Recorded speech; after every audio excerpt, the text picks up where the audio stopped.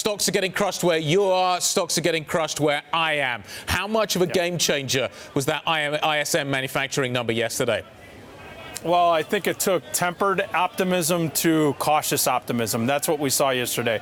ISM under 50. Basically, you saw that the market reacted to the downside, and then we continued to see the news overnight. There in the UK, you saw construction was a little bit weak. The numbers were a little bit weak coming out of there.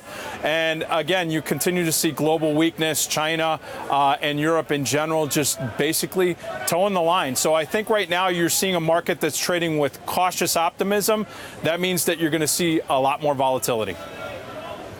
Joe, is the Fed going to ride to the rescue? The market's completely repriced October the 30th. Are we going to get another rate cut?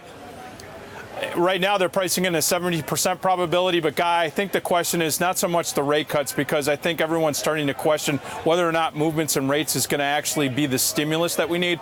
I think you're looking at policy, and that's going to be more of the tone that's going to come. But, yes, right now, looking at the Fed fund futures back behind me here at CME, there's a 70% probability. That's doubled since a couple days ago when it was in the mid-30s.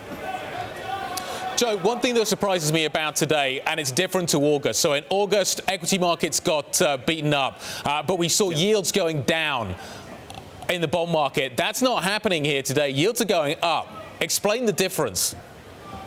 Yeah, well, I think right now you're seeing that prices actually are going up right now in the bonds, and here's why. I mean, obviously uncertainty. I think you're seeing some of the parts of the curve that are coming into question because we really don't know in the short term how disruptive the global slowdown is right now. The U.S. service economy, if in the next couple of weeks we start to get a hint that that's under pressure, that's going to put more pressure in the equity markets, and it's going to put more pressure to the upside in the interest rate markets as far as price. You're going to see yields come down, but I'm telling you right now, Guy, right now what we're seeing is a market that's saying, I don't know if that kind of equity, the yields are going to really be a matter.